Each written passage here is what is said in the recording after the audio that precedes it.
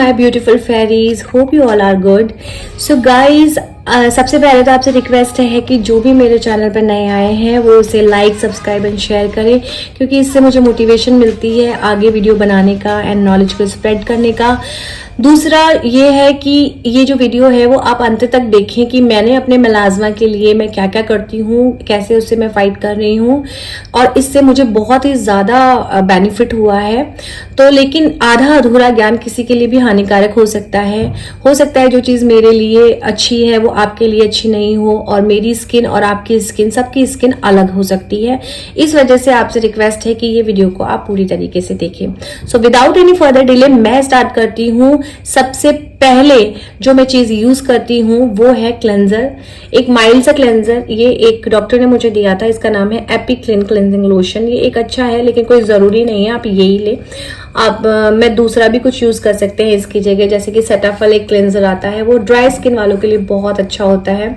Oily skin वाले भी उसे यूज कर सकते हैं। और दूसरा ये एक क्लेंजर है, ये बहुत ही अफोर्डेबल है, नीम तुलसी फेस वॉश, समवेयर अराउंड ये 80 रुपीज का आता है। आप इसे यूज कर सकते हैं। ये ज्यादा सोपी नहीं होता है और स्किन के लिए बहुत अच्छा है। इसमें कोई हार्श इंग्रेडिएंट्स नहीं है, तो मुझे ये पसंद है। तो गाइस, क्लींजिंग के बाद में मैं लगाती हूँ नाइसिनामाइड 10% प्लस जिंक 1%। ये एक तरीके से हमारे स्किन के लिए आप फूड समझ लीजिए, जो कि ब्लैमिशेस को एंड डार्क स्पॉट्स को दूर करता है। तो ये गाइस स्किन के लिए बहुत ही जरूरी है नाइसिनामाइड, और ये सभी को सूट करता है, सभी की स्किन के लिए अच्छा होता है। तो मैं नाइसिनामाइड यूज करती हूँ, ये मुझे बहुत अच्छा लगता है।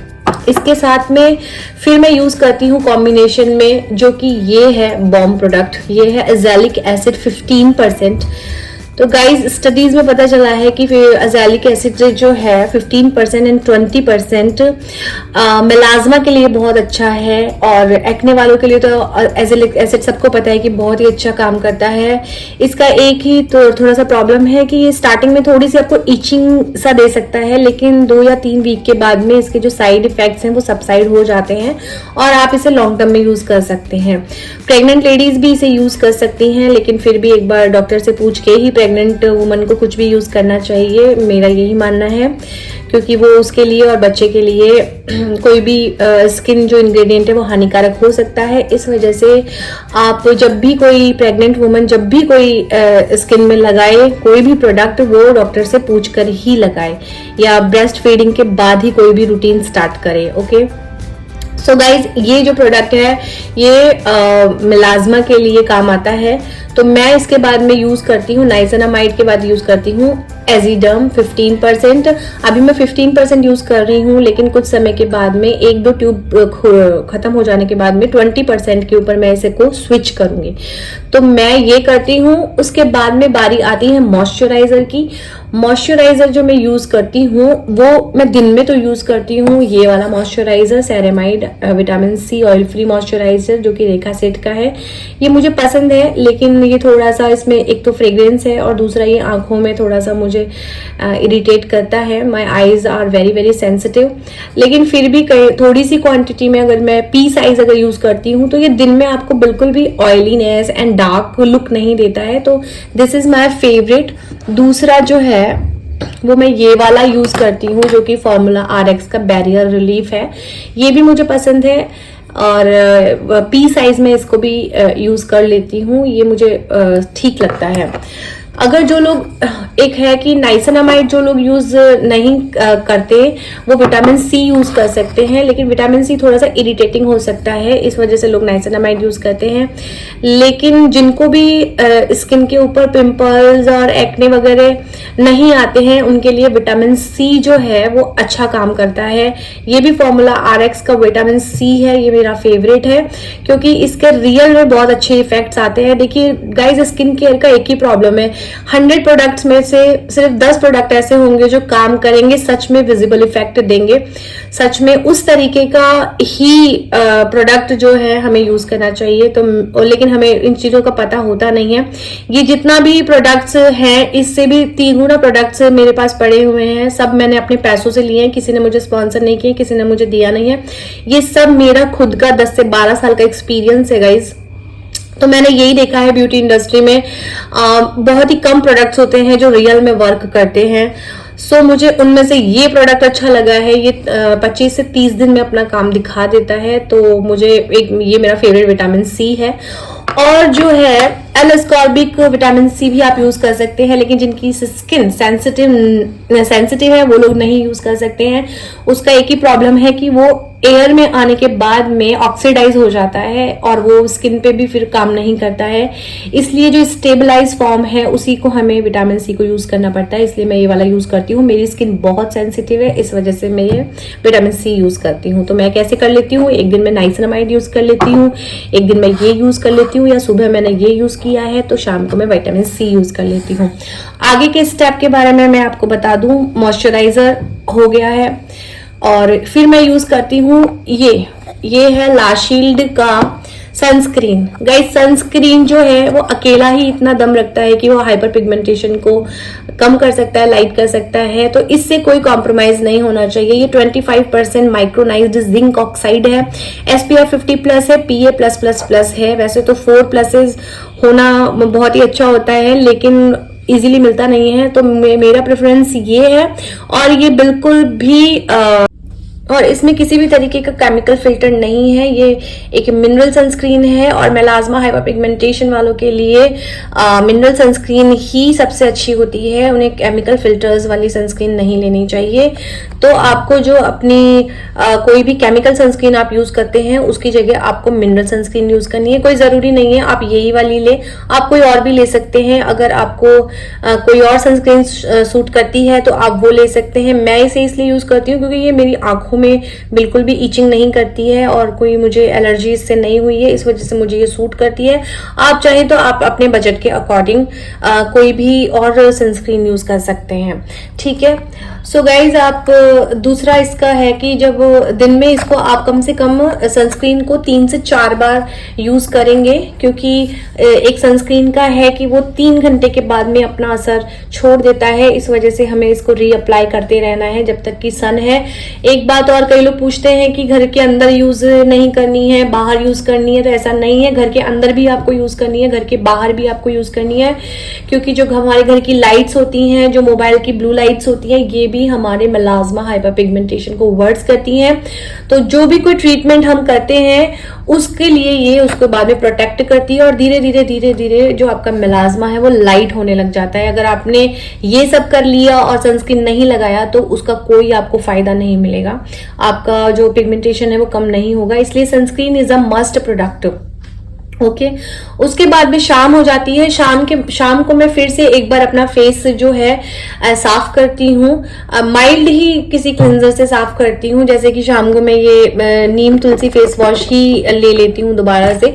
और उसके बाद में मैं फिर से ये एज़ेलिक एसिड 15% यूज करती हूँ, P साइज यूज करती हूँ। लेकिन आपको मैं बता दूं, स्टार्टिंग में आपको जो एज़ेलिक एसिड है वो दिन में एक ही बार यूज करना है, क्योंकि ये आपकी स्किन में धीरे धीरे बिल्डअप होगा। अदरवाइज आपको इसके साइड इफेक्ट ईचिंग वगैरह कुछ फील हो सकती है।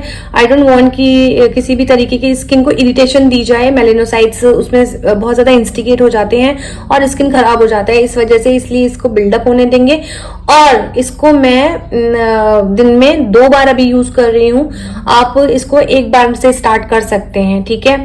उसके बाद में मैं यूज करती हूँ फिर से एक मॉइस्चराइजर में इस वक्त मैं विनोशिया का मॉइस्चराइजर ले लेती हूँ, या फिर कोई भी मॉइस्चराइजर मेरे पास अवेलेबल है मैं वो लगा लेती हूँ।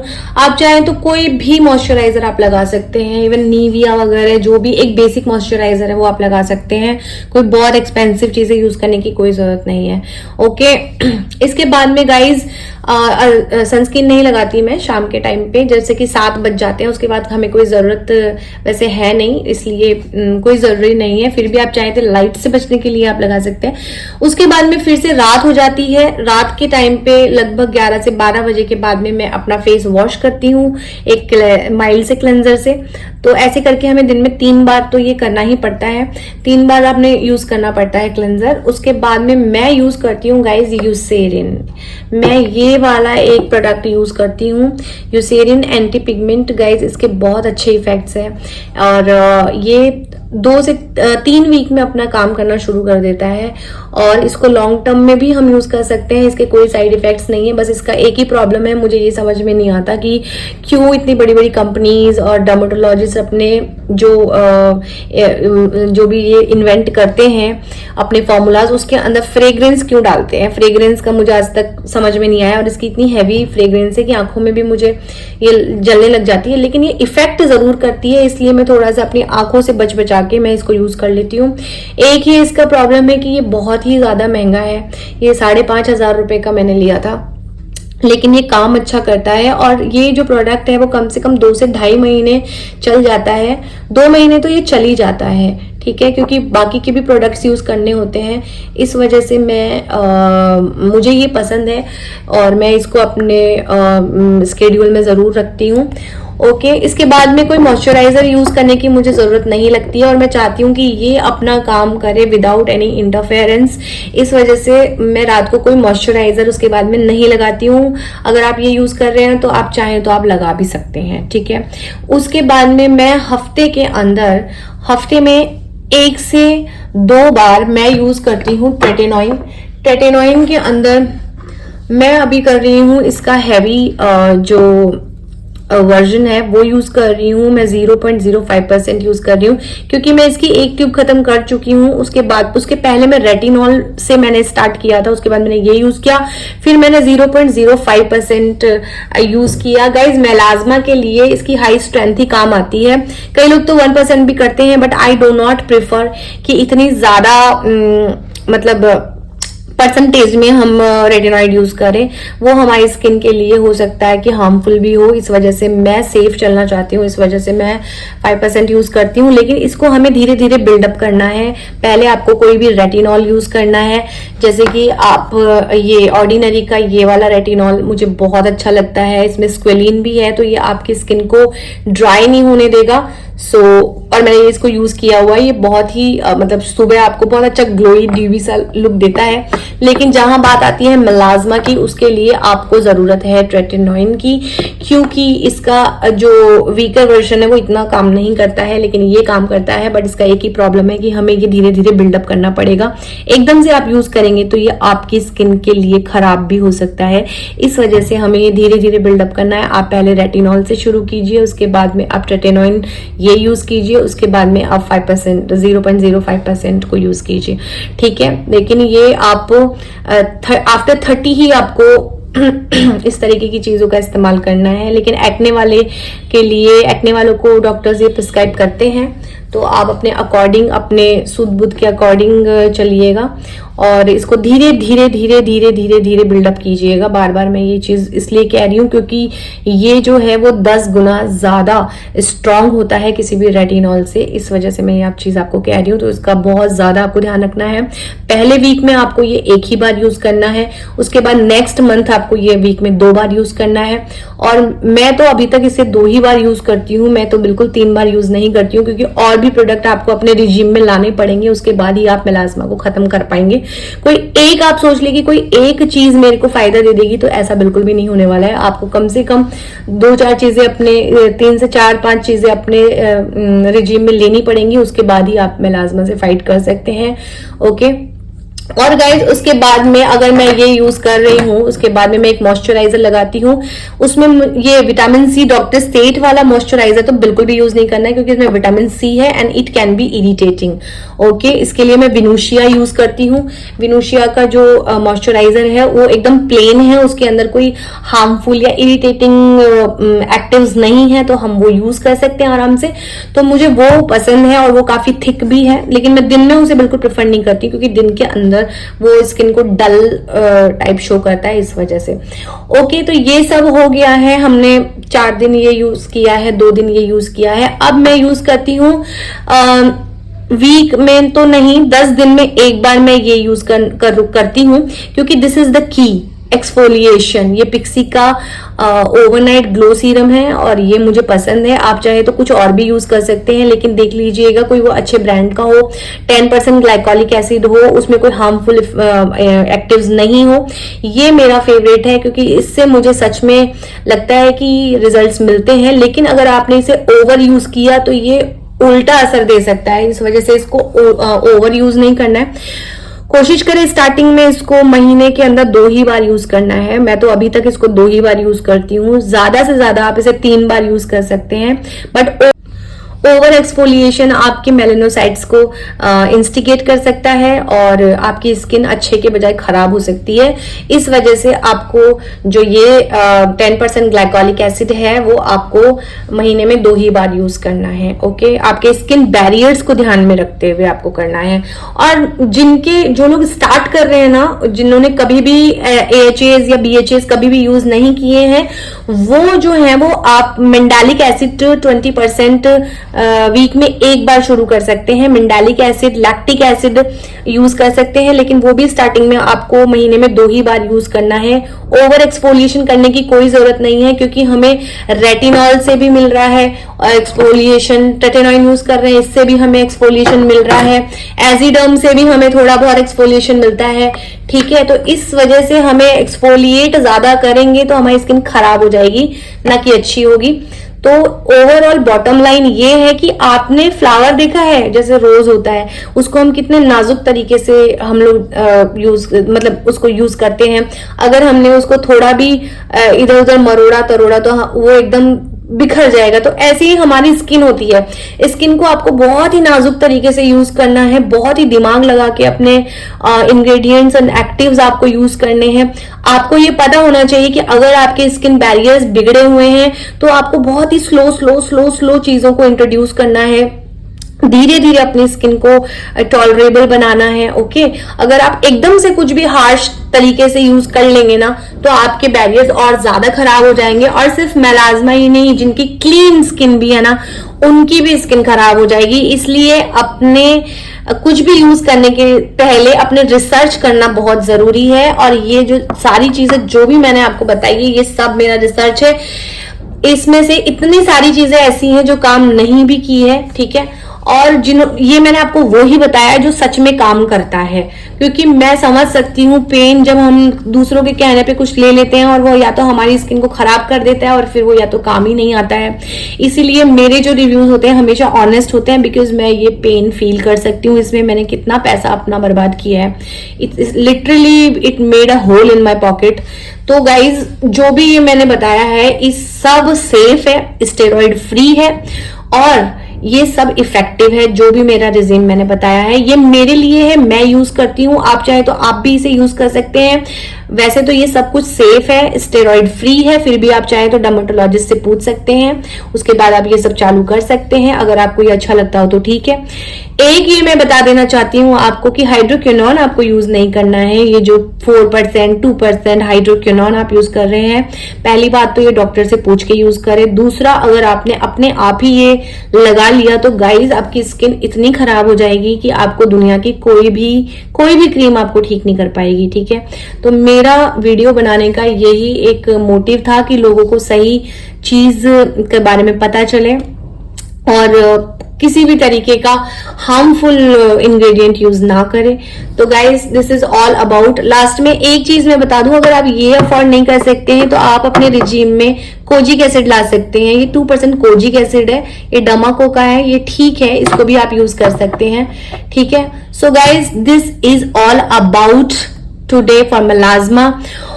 और जाते जाते बस आपको मैं एक टिप देना चाहती हूं कि आप अपनी डाइट भी ठीक करें। डाइट के अंदर आप फ्रूट ले लें, जूस ले लें, आप सैलिड्स अपने खाने में यूज करें, आप ड्राई फ्रूट्स और पंपकिन सीड्स एंड जितने भी सीड्स हैं जो आपको सूट करते हैं, इस तरीके की जो एंटीऑक्सीडेंट्स हैं वो अपने बॉडी में बिल्डअप करें। इंटरनली अपनी कोई डेफिशिएंसीज हैं, B12 की है या विटामिन डी की है, जो आपको लगता है आपके अंदर डेफिशिएंसी है, ये तो आपका ऊपर का काम है। अंदर से भी आपको अपने आप को ठीक करना होगा। एक्सरसाइज करनी होगी, स्वेटिंग आपको आनी चाहिए, स्वेटिंग आउट होनी चाहिए। ठीक है, जिससे कि हमारे पोर्स ओपन होते हैं और हमारी जितने भी गंदगी अंदर से वो बाहर आ जाती है। हमारी बॉडी डिटॉक्स होनी बहुत जरूरी है। सुबह सुबह बहुत सारा पानी पिएं, अपनी स्किन को पानी देते रहें, लिवर को साफ रखें। सो इंटरनली एंड एक्सटर्नली अब कुछ लोग ये भी सोचेंगे कि इतना सब कुछ करना पड़ेगा। जी हाँ, आपको अपना अगर मेलाज़मा खत्म करना है तो आपको मेहनत करनी ही पड़ेगी। कोई भी एक क्रीम या तो आपकी स्किन बर्बाद कर देगी और या तो आपकी स्किन जो है वो कुछ और लगाने लायक ही नहीं रहेगी। इस वजह से it's like a fight, you have to fight with this, okay guys? So this is all about for today. मिलती हूँ अपने नेक्स्ट वीडियो में, और हाँ, जाते जाते लाइक, सब्सक्राइब एंड शेयर करना ना भूले। Bye guys, love you so much.